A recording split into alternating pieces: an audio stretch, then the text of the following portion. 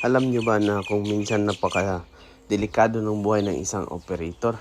Kasi hindi mo alam kung saan ka ma-assign. Pag ganyan, na-assign siya sa may bundok.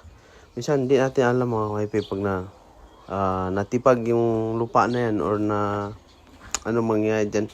Napaka-delikado ng sitwasyon ng ibang operator mga wifi. Lalo na yung pag makikita nyo sa Facebook minsan na yung tinatali lang sa crane, helicopter, yung mga delikadong lugar na ginagawan mga wifi.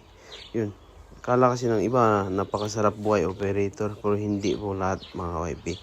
Hindi po lahat. Minsan nga na may nakikita ako doon na umaakyat talaga sa may bangin mga wifi, tapos may tali lang siya na kung isipin mo na lang malulula ka. Sobrang mga wifi, sobrang delikado ng ginagawa na kunting